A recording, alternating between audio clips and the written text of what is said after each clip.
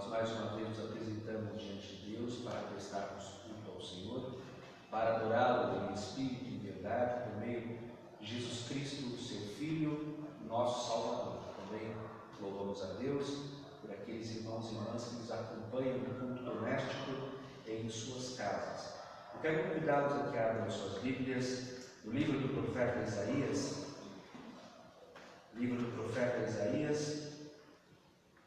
capítulo 49. Nós leremos os versos 8 a 17. Livro do profeta Isaías, capítulo 49. Leremos os versos 8 a 17. Diz ainda o Senhor: no tempo aceitável eu te ouvi e te socorri no dia da salvação. Guardar-te-ei e te farei mediador da aliança do povo, para restaurares a terra e repartires as herdades assoladas, para dizeres aos presos: saí, e aos que estão em trevas: aparecei. Eles pastarão nos caminhos, em todos os altos, desnudos terão o seu pasto. Não terão fome nem sede, a calma nem o sol os afligirá, porque o que deles se compadece os guiará e os conduzirá aos mananciais das águas. Transformarei todos os meus montes em caminhos, e as minhas veredas serão alteadas. Eis que estes virão de longe, e eis que aqueles do norte e do ocidente, e aqueles outros da terra de Sinim.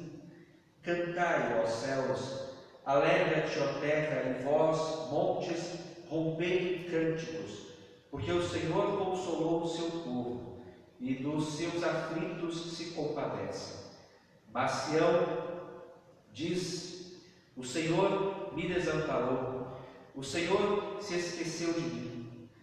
Acaso pode uma mulher esquecer-se do filho que ainda mama, de sorte que não se compadeça do filho do seu ventre?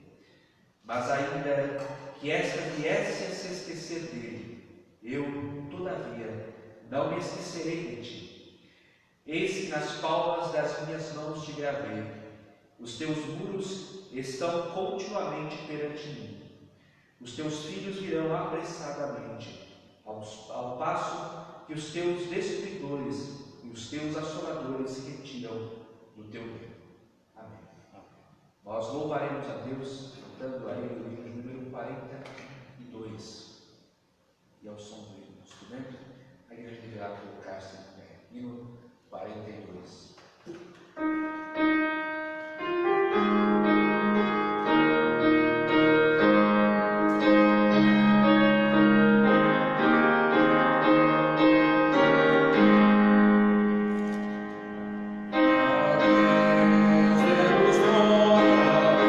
Deus,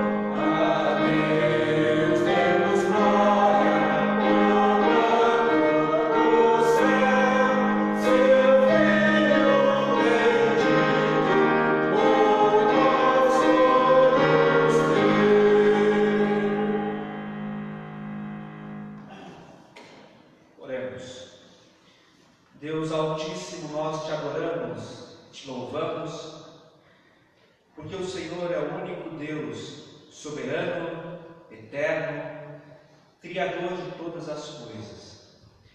As nossas almas te devem culto e nos unimos a toda a criação para adorá-lo e para bendizê-lo por aquilo que és e aquilo que fazes continuamente em nossas vidas. Louvado e exaltado seja o teu santíssimo nome, Deus Trino, soberano, Senhor. E nós aqui estamos para te exaltar e para te oferecer um culto de louvor. Sabemos de nossas imperfeições e reconhecemos os nossos pecados, fraquezas, falhas, incredulidade e toda sorte de males que realizamos contra a tua vontade. Mas, Senhor, conhecemos também a tua compaixão, sabemos de tua misericórdia e da expressão máxima destas em amor, quando enviastes teu Filho Jesus Cristo, nosso Salvador, para morrer na cruz em nosso lugar, trazendo-nos a vida eterna. Assim sendo, suplicamos-te o perdão, pedimos-te que nos limpes de nossas falhas, dos nossos pecados, que nos purifiques não pelos nossos méritos, mas pelos méritos do nosso Redentor. E uma vez limpos de todo o pecado, habilita-nos para lutar contra este pecado, para não mais deixar-nos cair, mas a dependência completa do teu Santo Espírito, munidos com a Sagrada Escritura e com a oração, que nós estejamos prontos a lutar, a permanecermos firmes e não cairmos nas ciladas preparadas pelo adversário. Perdoa-nos, bom Deus, mas sobretudo fala conosco pela tua palavra, que ela preencha o nosso coração, que ela console as nossas mentes, que ela nos faça mais parecidos com Cristo e que especialmente nos faça mais e mais confiar em Ti. Porque apenas em Ti a nossa alma pode descansar, apenas em Ti a nossa alma se farta, e em Ti nós temos a certeza magnífica da vida eterna, tanto no presente quanto no porvir. Pedimos-te, Senhor, todas essas bênçãos, confiados não em nós mesmos, mas em Jesus Cristo, Teu Filho e Senhor nosso, no nome de quem nós oramos. Amém. Os irmãos, se assentar. Irmãos, nós leremos o texto para a nossa exposição, que se encontra no Evangelho segundo João, capítulo 14, verso 18. Evangelho de João, capítulo 14, verso 18. Assim nos diz a palavra de Deus: não vos deixarei órfãos, voltarei para vós outros. Amém.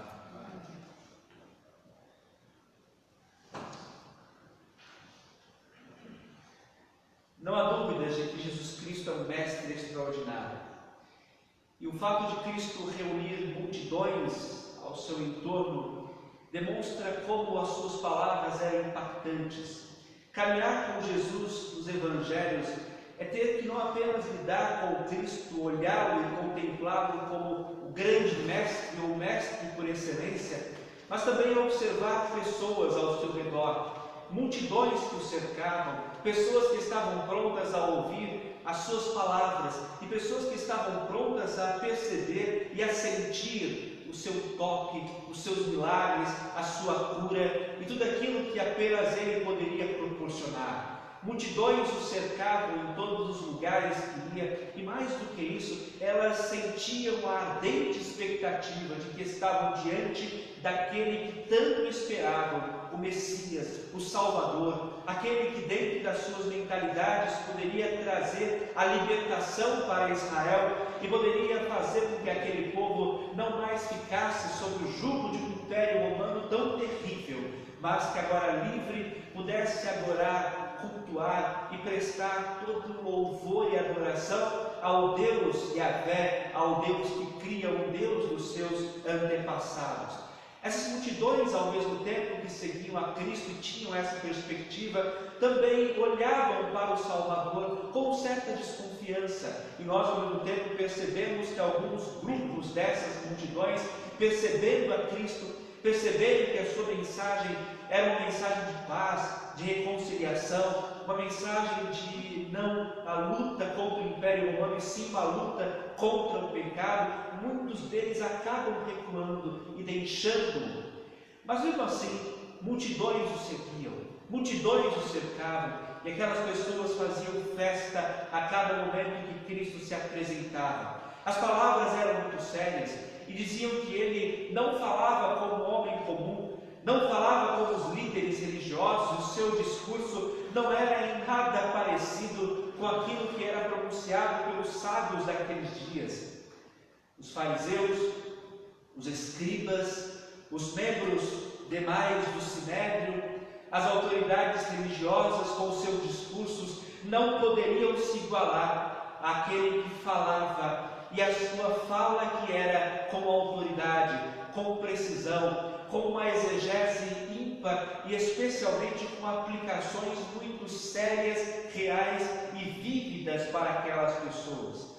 O Senhor Jesus Cristo é capaz de interpretar o texto e, ao explicar o texto, trazer à luz aquilo que era quase imperceptível e que já estava tão submerso pelas cláusulas, pelas glossas, pelas interpretações dos rabinos, que não mais conseguia se apresentar. E Cristo extraía princípios simples, princípios caros, mas ao mesmo tempo princípios extremamente profundos, e que não apenas tratavam do pecado, especialmente nas suas funções, nas suas ações, no seu ato consumado, mas os pecados subjetivos, as construções pecaminosas subjetivas e aquilo que estava dentro do homem e que seria então uma máquina para produzir pecados. Ali a mensagem de Cristo alcançava e visava então destruir.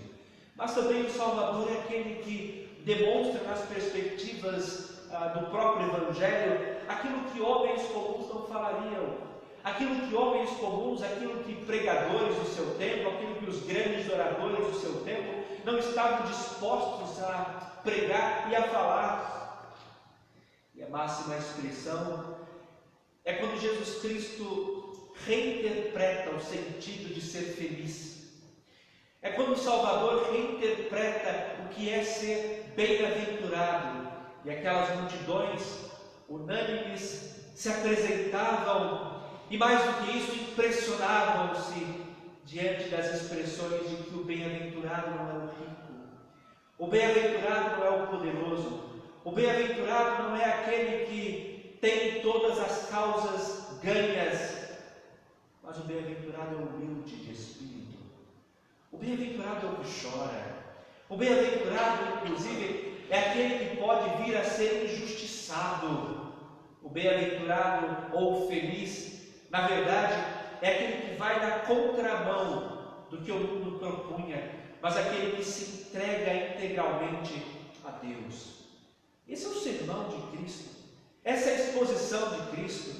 Por isso que ela traz euforia a multidões, mas ao mesmo tempo ela traz desconfiança daqueles que estavam ao seu redor, mas que esperavam que o Salvador entrasse sobre um cavalo e destituísse as autoridades romanas para produzir uma verdadeira revolução em Jerusalém e em todo Israel. Mas há um outro grupo. E esse grupo que se apresenta é um grupo mais restrito. ele é composto por aqueles que estão mais próximos de Cristo. Eles estão com o Salvador o tempo inteiro. Eles hospedam Jesus em sua casa, eles estão com Jesus nas horas da noite, eles são os seus auxiliares e especialmente eles têm um privilégio que os outros não têm.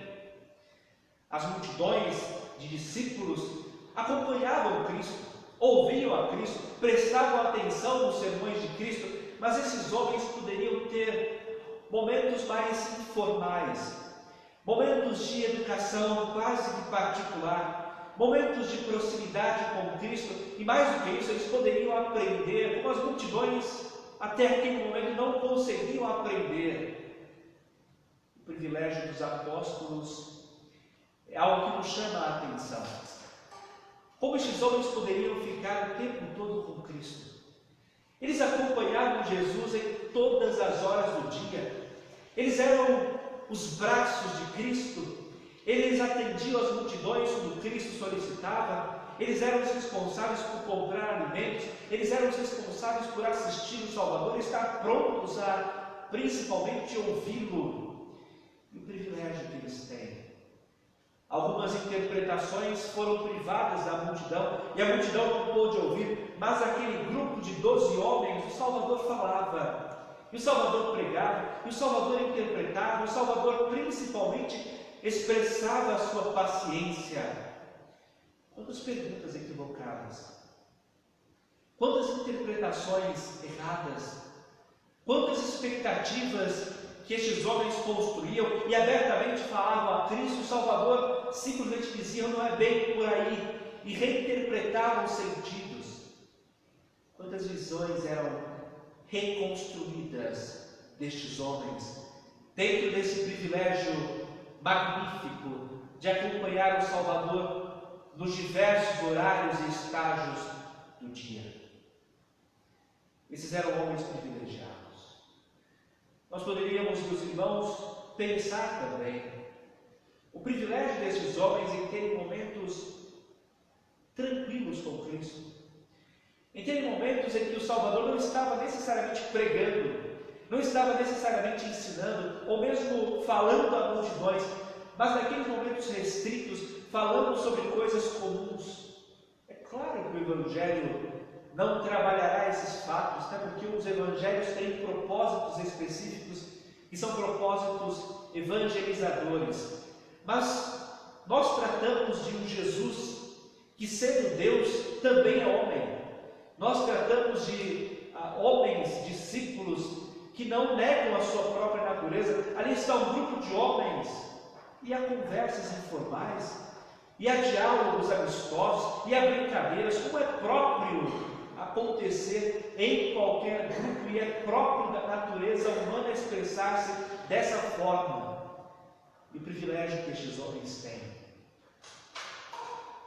Mas ainda o privilégio de ter a assistência de Jesus Cristo constantemente. Nós não falamos sobre homens que são extraordinários. Nós não estamos lidando aqui com os grandes rabinos, com os grandes mestres, com os professores do templo. Nós estamos lidando com religiosos aqui. Nós estamos falando de homens simples. Nós estamos falando de homens que tinham funções como pescadores. Estamos falando de homens como zelotes, ou mesmo um deles que era publicano, homens com funções simples, de família simples, que abandonaram o seu lar, que deixaram as suas famílias, que deixaram os seus pais e simplesmente lançaram-se a Cristo. E estes homens, ao mesmo tempo, como precisavam do Salvador. Jesus Cristo era-lhes o provedor. Jesus Cristo era-lhes o mestre. Jesus Cristo era-lhes o professor. Jesus Cristo era o seu protetor. E você pode lembrar quantas vezes os fariseus, ou mesmo os outros grupos de escribas, apresentavam-se interpelando esses discípulos e questionando os discípulos, e eles não têm resposta, e de repente Cristo aparece. E Jesus rapidamente resolve a questão, colocando aqueles homens da religião em situações muito embaraçosas. Enquanto Cristo estava com eles estavam absolutamente protegidos e Cristo os guardava de todos os males. Não só essa espécie de mal ligado às questões físicas e intelectuais, mas até mesmo males espirituais. Quando você observa, por exemplo, que Satanás tentava peneirar o apóstolo Pedro, e diz o texto que o Senhor Jesus roga a Deus, e então o adversário abre mão daquele apóstolo tão próximo de Cristo. Percebam, eles dependiam de Cristo, eles dependiam do Senhor Jesus o tempo inteiro, e eles estavam felizes e estavam com grandes expectativas diante do Salvador. Até que uma noite próxima à Páscoa torna-se uma noite mais escura, é uma noite mais sombria. Os ares não são mais aqueles que pairam sobre Jerusalém, e especialmente seria notório observar naquele professor, mestre e senhor certas preocupações, angústias, e mais do que isso, um desejo dele em falar não a multidões, mas falar àquele grupo restrito. E é aí que ele chama aqueles homens a se prepararem para a Páscoa. Ele convoca os discípulos, ele reúne os discípulos e ele solicita que o espaço lhe seja preparado, e eles preparam esse espaço. Estão à mesa. Naquela mesa, olhares de desconfiança são rapidamente desviados. E esses olhares se dão porque o Salvador faz uma revelação grave. Aqueles homens tão próximos, tão protegidos, tão cuidados, e cujos cuidados são sempre despejados por Cristo sobre eles, agora teriam que lidar com a amarga experiência primária de um traidor entre eles. E é depois de Cristo dizer que há um traidor entre eles e que dentre eles surgiria alguém que se levantaria contra o Mestre, que um começa a olhar para o outro. E mais do que isso, alguns chegam a olhar para si mesmo e questionar: Senhor, acaso sou eu que haverei de caí-lo? Acaso sou eu? E o Salvador, com poucas expressões, apenas diz que aquele que colocar a mão sobre o bocado, juntamente com Cristo, é quem haveria de trair. É nesse instante que o traidor entra em cena. E ele cumpre exatamente o movimento que Cristo dissera que aconteceria. E o Senhor Jesus simplesmente lhe diz: o que você tem a fazer, faz-o depressa. E nesse instante, ele é tomado pelo próprio Satanás, e Judas, tomado então pelo inimigo das nossas almas, vai para executar a terrível traição. Estava agora Jesus com o grupo dos fiéis, estava agora Jesus com o grupo daqueles que o amavam verdadeiramente, mesmo sendo tão frágeis, e a própria entrega de Jesus mostrará a fragilidade deles, quando muitos deles fogem. Apenas o evangelista aqui, João, que permaneceu ao pé da cruz. Nesse momento que Cristo fala um dos seus mais belos discursos, não é um discurso para a multidão, não é um discurso para aqueles grupos de milhares de pessoas que o seguiam, mas era um grupo de 11 homens, apenas 11 homens, que Jesus conhecia o coração, que Jesus entendia-lhes a alma, que Jesus conhecia, primeiro porque é verdadeiramente Deus e nunca o deixou e nunca o deixará de ser, mas também porque Jesus era como que um pai para esses homens, era como que um amigo para esses homens, era aquele que conhecia cada um deles, conhecia a personalidade de cada um deles, conhecia as limitações de cada um deles, conhecia os impulsos de cada um deles, conhecia tudo que estes homens poderiam ser e oferecer. Jesus conhecia. E é aí que neste discurso nós podemos ver como um discurso de despedida do Senhor Jesus. Ele mesmo percebe, e ele sabe o que estes homens teriam que enfrentar. Ele sabe que a sua partida é uma partida dolorosa. Ele sabe que não se trata apenas da perda de um amigo, mas eles estão perdendo tudo. Eles colocaram a vida em Cristo, eles deixaram tudo para seguir o chamado de Cristo, simplesmente seriam privados dele. Imagine a situação destes homens. E o Salvador conhecia mais do que eles mesmos o que eles estariam prestes a enfrentar. E agora o que Cristo diz, simplesmente nesta passagem, é que não os deixaria órfãos, mas voltaria para eles. Vejam como Jesus se vê. Observem como o Salvador se vê em relação àqueles homens, e não há figura talvez tão precisa. Obviamente, sendo Deus, ele poderia usar outra, mas essa figura é muito precisa nesta relação de pai, de cuidador, de provedor, de protetor, daquele que dispõe tudo para aqueles homens, e agora eles perderiam tudo.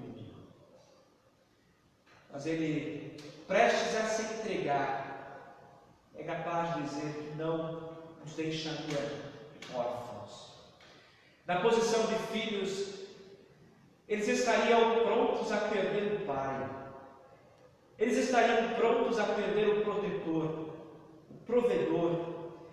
Eles estavam já para perder aquele que os conduzia, e principalmente o mestre para eles. Eles estavam prestes a perder o Senhor. Mas mesmo assim, Cristo não os deixaria órfãos. Mas vejam como ele ia morrer e sabia disso. Ele se entregaria e sabia disso. Ele passaria pela amarga experiência da morte e sabia disso. Ele sabia também que estes homens, quando ele fosse entregue, se espalhariam.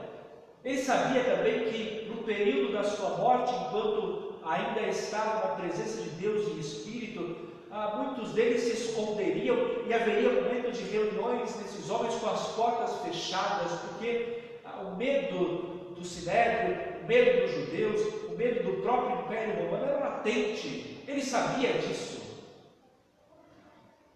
Mas ele sabia também que apesar desse período de morte, apesar desse período de trevas, apesar desse período de escuridão em que corporalmente Cristo estaria inerte, ele jamais deixaria os seus apóstolos tão queridos como órfãos. Mas como? Bem, algumas linhas de interpretações apresentam-se nesse texto. E vejam, há uma harmonia dentro dessa passagem tal que é possível conciliar essas três interpretações e esses três sentidos daquilo que Cristo fala aos seus apóstolos aqui. Ele está consciente da sua morte, ele está consciente da sua entrega, ele sabe que ele mesmo passaria pela amarga experiência da morte. Só que ele sabe também que apesar da tristeza, apesar da dor, apesar do desespero destes homens, e muito mais do que isso, apesar do mesmo fato desses homens fugirem quando Cristo fosse entregue, ele ressuscitaria. Ele conhece a sua própria ressurreição, ele sabe da sua própria ressurreição, ele sabe que a morte não o poderia conter, porque ele inclusive é o Senhor da morte. E agora, quando ele diz aos discípulos: não vos deixarei órfãos, entretanto voltarei para vós outros, em primeiro lugar, o que ele está dizendo é: vocês verão a morte, vocês fugirão, vocês terão medo, vocês enfrentarão os piores sentimentos pela minha ausência, mas ao terceiro dia eu ressuscitarei. Ao terceiro dia, os grilhões da morte serão despedaçados e cairão, e eu mesmo ressuscitarei dentre os mortos. Por isso que, ao fim deste Evangelho, há uma lembrança daquilo que fora dito pelo Salvador quanto à sua ressurreição. Nós sabemos disso, e Cristo tem plena consciência de que Ele enfrentaria a morte, mas ao terceiro dia, glorioso, ressuscitaria. E ali teria um encontro com seus discípulos. E ali passaria alguns dias ainda ensinando, ainda falaria àqueles homens, pronunciaria mais alguns discursos, multidões o veriam novamente. Mas ainda assim um detalhe que nos chama a atenção. Ele, mesmo após a sua ressurreição, e mesmo depois estando com os discípulos, pregando com os discípulos, e até mesmo tomando refeições com os discípulos, haveria um momento em que ele não estaria mais com os discípulos fisicamente. Haveria um momento em que ele não estaria mais com estes homens. Haveria um momento em que ele subiria a Deus. E também dentro dos discursos aqui pronunciados, ele já prepara os discípulos para isso. Quer dizer então que Cristo teria, de certa forma, mentido a estes homens? Ou teria dito que parcialmente não os deixaria órfãos, mas após a sua ascensão ele os deixaria órfãos? De modo nenhum. O texto inteiro também falará que o Salvador, ao ascender, ao subir aos céus, ao subir para a direita de Deus, também enviaria o Espírito Santo. E ele mesmo diz que o Espírito Santo é outro igual a ele, ou seja, ele tem as mesmas propriedades divinas, é Deus como Filho, é Senhor como Filho, e aquele que mantém o universo como Filho. O Filho sobe, e o Espírito Santo é enviado da parte do Pai e do Filho para o seu povo. Nesse sentido, eles nunca ficariam órfãos. O Espírito Santo é aquele que provê. O Espírito Santo é aquele que consola. O Espírito Santo é aquele que santifica. O Espírito Santo é aquele que aperfeiçoa. E mais do que isso, o Espírito Santo habita nos corações dos crentes. E exatamente isso que Jesus fala. Que eles, mesmo não vendo Cristo fisicamente, não percebendo Cristo fisicamente, ainda assim jamais seriam desamparados, porque o Espírito Santo habitaria neles. O Espírito Santo os preencheria com forças, o Espírito Santo os capacitaria, e a instrução do Espírito Santo é o que os levaria a pregar o Evangelho. Observe o livro de Atos. Leia o livro de Atos, que é o livro que continua falando aquilo que Cristo realizava, aquilo que Cristo fazia, entretanto por meio do Espírito e por meio da igreja. Era o Espírito que instruía, era o Espírito que ensinava, era o Espírito que consolava a igreja em meio às tribulações, a tal ponto que a igreja, mesmo sendo perseguida e tendo seus pregadores, seus professores, seus oficiais sendo mortos, ela ainda assim progredia, anunciava o Evangelho, salvava almas, batizava, ensinava, tudo isso na força e no poder do Espírito Santo de Deus. Não vos deixarei órfãos, voltarei para vós outros. Mas ainda há uma outra perspectiva evidente, e uma perspectiva que se narrará dentro dos discursos de Jesus Cristo e, sobretudo, dentro da contemplação, da visão escatológica destes homens aqui. Observem, por exemplo, os sermões dos pregadores em Atos. Notem também aquilo que é pronunciado pelas epístolas. Vejam, por exemplo, aquilo que se disserta na epístola de Pedro, nas epístolas de Pedro, o homem que esteve aqui, ouvindo esse discurso de Cristo. Ou mais do que isso, vejam o que é escrito nas epístolas joaninas, o homem que esteve nesse discurso não só esteve presente, como também registrou boa parte dele. E a visão é que, num dado momento, num momento específico, quando for da vontade do Santo Deus, e quando todas as coisas se cumprirem, quando o próprio Senhor assim determinar, Ele mesmo voltará, Ele mesmo virá, Ele mesmo aparecerá em nuvens, para que todo olho veja, para que todo olho contemple, para que todas as gentes observem, e Ele mesmo virá em glória, para presencialmente, fisicamente, com o corpo glorioso, pastorear o seu povo, conduzir o seu povo e cuidar de todas as formas do seu povo, preparando-o para a eternidade.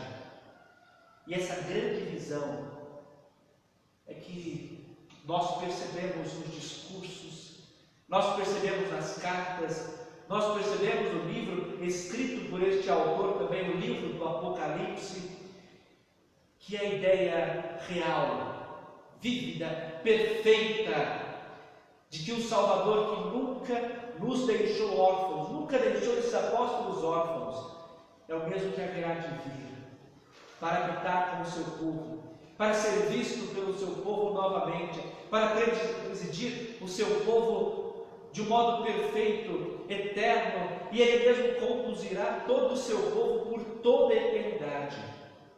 Não vos deixarei órfãos, voltarei para vós outros. Estes homens não conseguiram entender. Estes homens, a princípio, não conseguiram ver aquilo que Cristo realmente falava.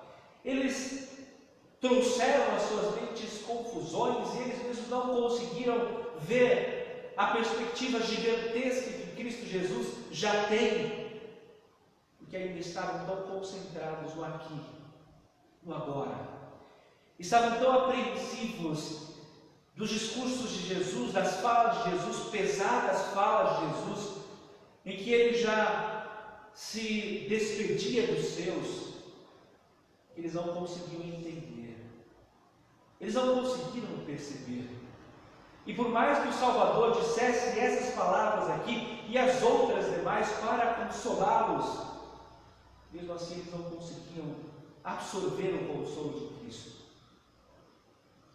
Ele teve que ressuscitar, ele teve que pregar mais e mais vezes, ele teve que subir à vista deles, ele teve que enviar o Espírito Santo, ele teve que prometer também em outras revelações que voltaria em glória para julgar vivos e mortos, e ele mesmo esclareceu as mentes desses homens para perceberem que Jesus nunca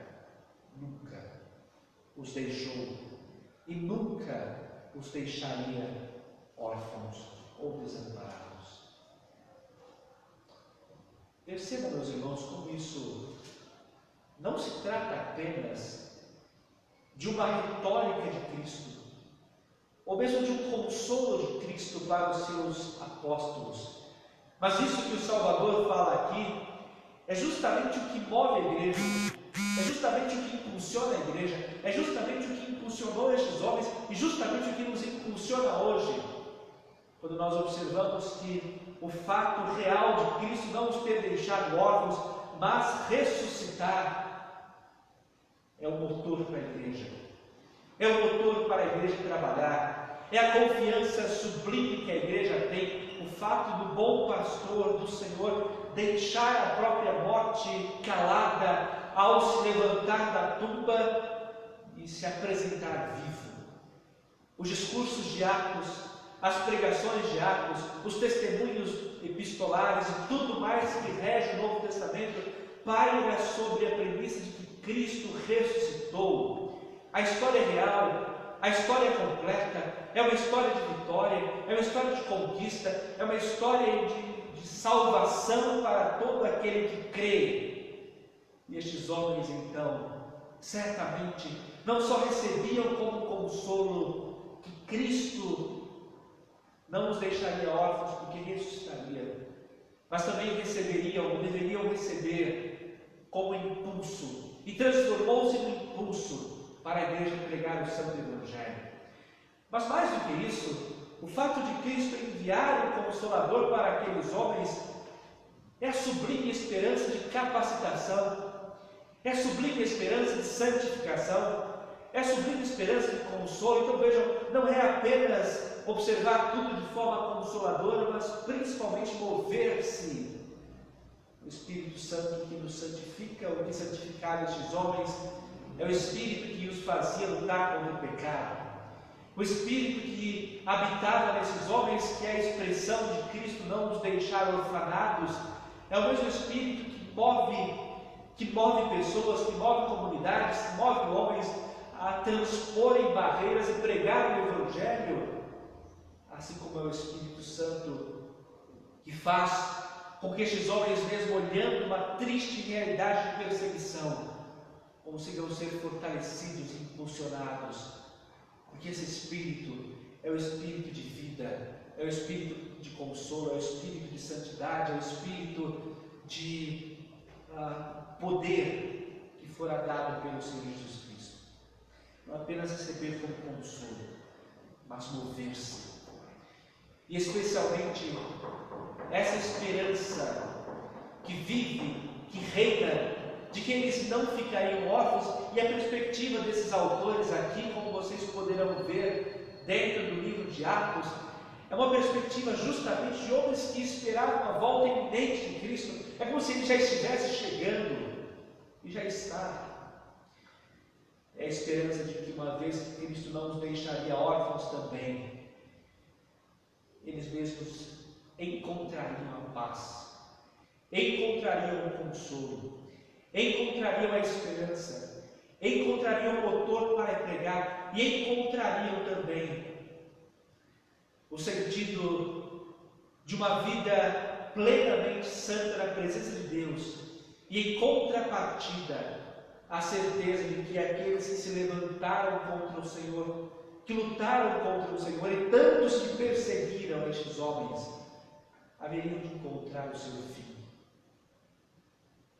Os apóstolos, em sua maioria, se não todos, enfrentaram a morte pelo testemunho ou pelo martírio. Foram de fato homens perseguidos, foram de fato homens injustiçados, e mesmo estendendo a mão do amor que é o Evangelho, receberam o peso da morte por autoridades, por regentes, por senhores, homens malignos que se levantavam contra a igreja daqueles dias. E agora o que eles percebiam, ou deveriam perceber, e ao longo da sua trajetória perceberam, é que no momento certo, o Salvador viria para julgar.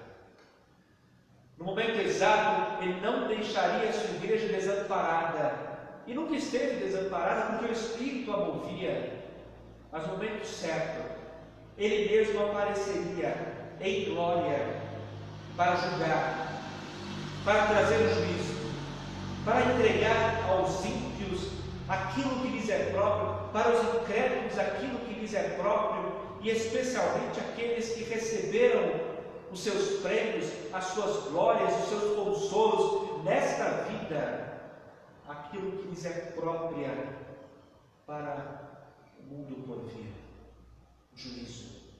Mas em contrapartida, aqueles que ele mesmo amou, os seus filhos, ele os acolherá, ele os abraçará, ele terá junto de si, e ele abrirá os portais da eternidade para que ali eles habitem, não mais privados da presença física de Cristo, mas agora diante dele, mas agora vendo o seu resplendor, mas agora vendo a sua glória, mas ao mesmo tempo vendo o seu amor, vendo a sua compaixão, vendo a sua bondade, vendo o seu pastoreio, e ele como supremo pastor conduzindo os seus por uma eternidade magnífica, brilhante, gloriosa, em que não haverá dor, não haverá sofrimento, não haverá perseguição, não haverá morte, não haverá a tristeza de estar nos orfanatos. É isso que movia esses homens. É isso que os consolava, mas é isso também que os movia. É isso que acalmava o coração em grandes tempestades, mas também movia-os para fazer aquilo que foram chamados para fazerem. Nesse momento eles não entendiam. Nesse momento eles não conseguiram compreender. E a própria sequência do Evangelho mostrará que eles não compreenderam. Mas após a ressurreição de Cristo, as nuvens se dissiparam. As escamas dos olhos caíram. E agora eles tinham consolo pleno e um movimento completo para se voltarem para o mundo e para anunciarem a tão grande salvação que já os alcançou. Meus irmãos, olhem bem a nossa situação. Olhem bem o estado em que nós nos encontramos como mundo, como igreja. E olhem bem como a igreja se tem portado. Vocês podem ver, por exemplo, quantas pessoas têm entrado em desespero. Vocês podem ver quantas pessoas têm simplesmente questionado a fé. E vocês podem ver quantos grupos teológicos têm se levantado para dizer que Deus não tem controle da história, Deus não é Senhor da história, e Deus, ao contrário, tenta lutar contra as calamidades e não consegue porque é um Deus impotente, que abriu mão da sua soberania para relacionar-se em amor simplesmente. Veja o ambiente em que nós estamos. Parece que nós estamos no mesmo contexto que esses homens aqui. Parece que as incertezas ainda tomam conta da mente, tomam conta das emoções, tomam conta dos sentimentos, tomam conta das intenções, tomam conta da vida humana.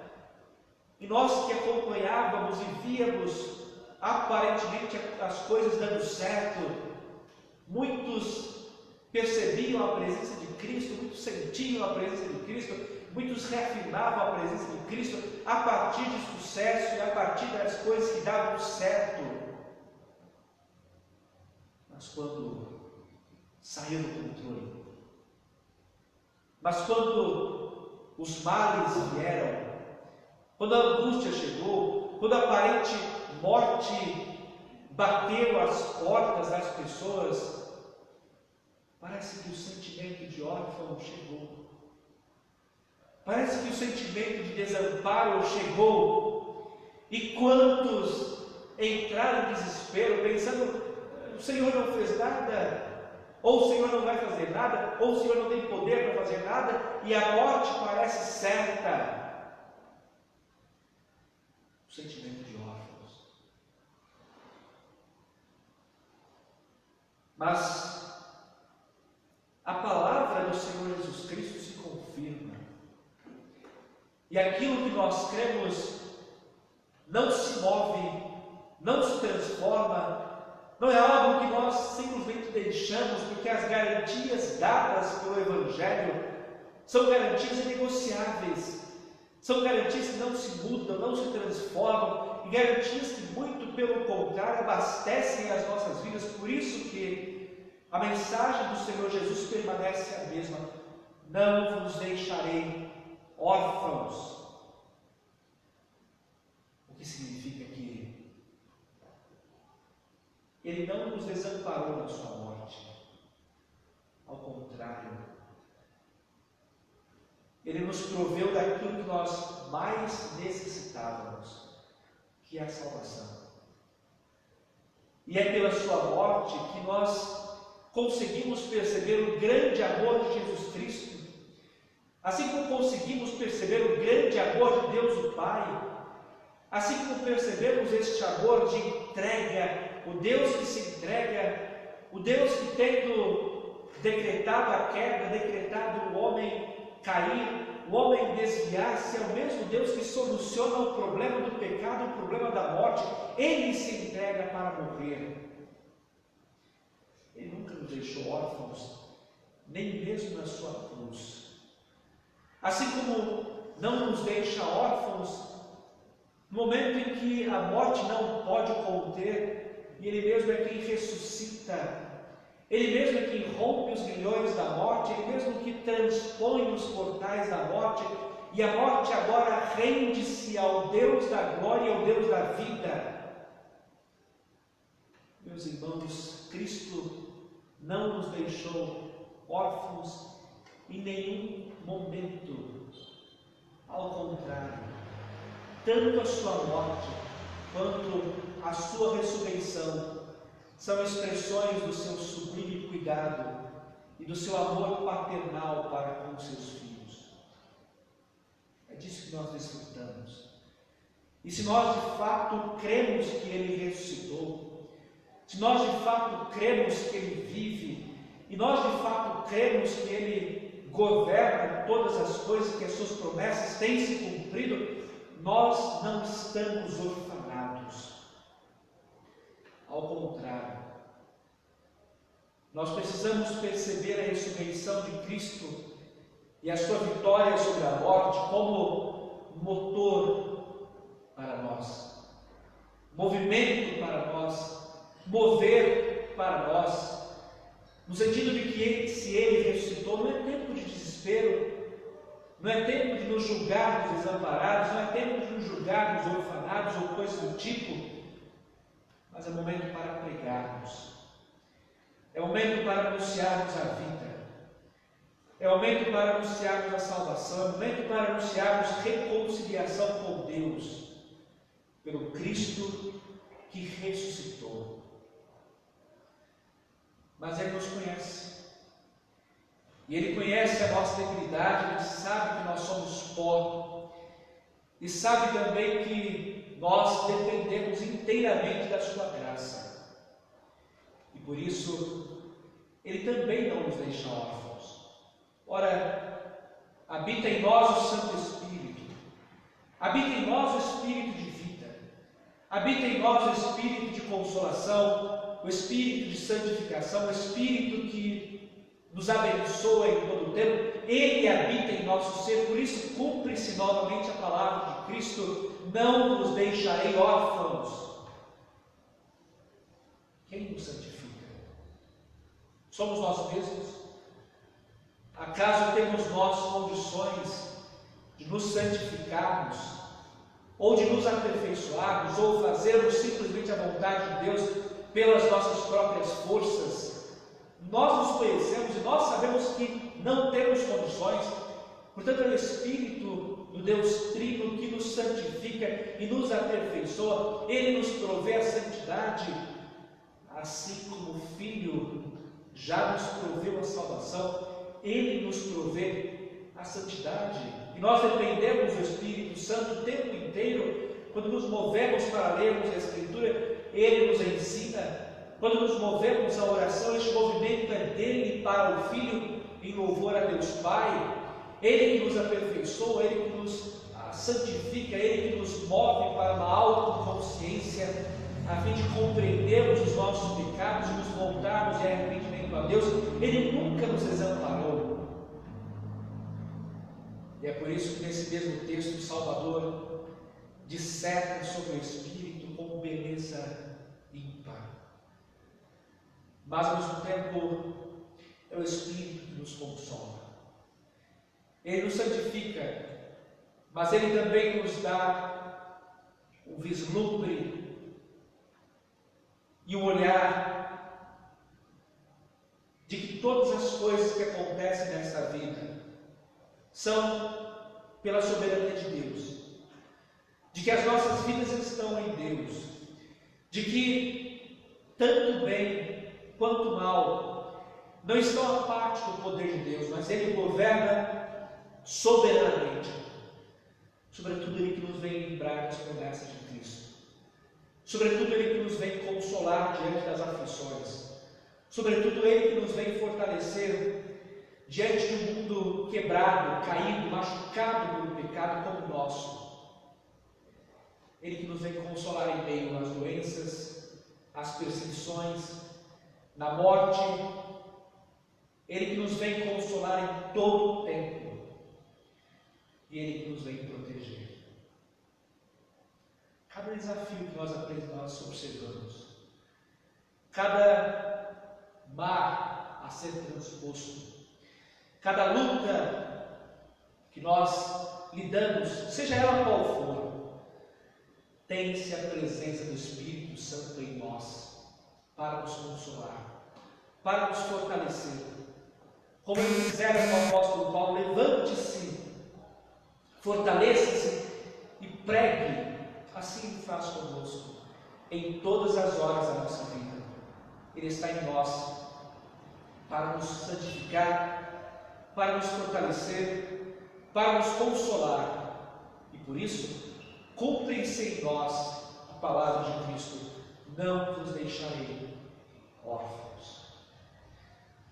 Meus irmãos, quanto desespero nós observamos, e o que nós precisamos simplesmente nos voltarmos para a Escritura, que é a fala de Deus, que é a fala do Espírito, e assim observarmos e recebermos a consolação do Senhor sobre nós.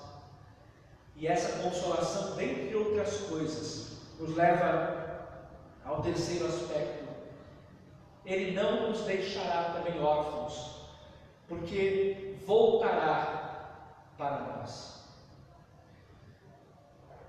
A mais bela certeza do cristianismo é que aquilo que Jesus Cristo prometeu, aquilo que foi dito por Deus, aquilo que o Senhor pronunciou, haverá de se cumprir. E desde o Antigo Testamento o Senhor anuncia que no momento certo, no momento exato, Ele mesmo viria em glória para julgar vivos e mortos.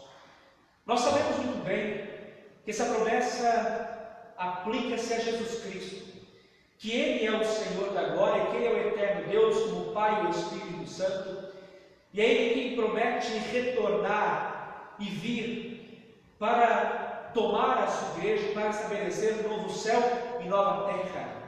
Esse consolo que paira as mentes dos crentes, é essa força que move a igreja, e é este consolo que faz que vivamos na presente era, esperando, crendo, confiando em ardente expectativa. O fato dele prometer que haverá um momento do seu retorno nos consola.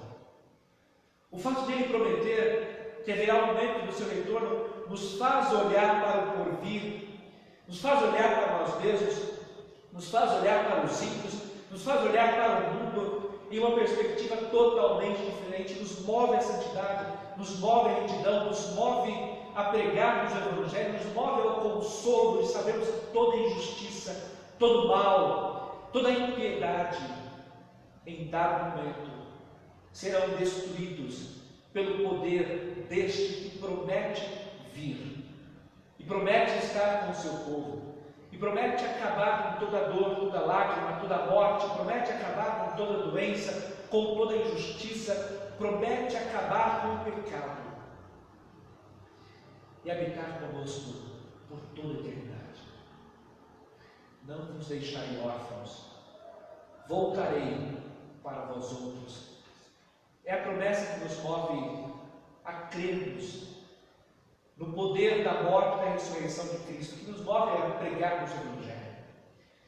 É o poder que nos move à santificação e a crermos na ação do Espírito que habita em nós, que vive em nós, que é mais uma das facetas dessa promessa de Cristo e que nos move também a termos este consolo em toda e qualquer situação. Mas também essa mesma promessa tem o poder de fazer com que nós olhemos para o presente e para o futuro, e faz com que entendamos que Cristo vem. Cristo já está às portas. Nós não sabemos, meus irmãos, quando ainda há sinais para se cumprirem conforme a Escritura, mas Ele já vem, Ele já está chegando, Ele virá para levar a sua igreja, para fazer novo céu e nova terra, e para habitar com o seu povo por toda a eternidade. Não é tempo de desespero, Não é tempo de olhares incrédulos. Não é tempo de nos julgarmos desamparados ou mesmo deixados por Deus. Mas é tempo de reafirmarmos essa promessa dada por Cristo: não vos deixarei órfãos, voltarei para vós outros. Ele ressuscitou e cumpriu a sua promessa. Ele enviou o Santo Espírito e cumpriu a sua promessa. Ele virá em glória para cumprir essa mesma promessa. Que Ele assim nos console, fortaleça e abençoe. Nós louvaremos a Deus com o grupo de cânticos da igreja.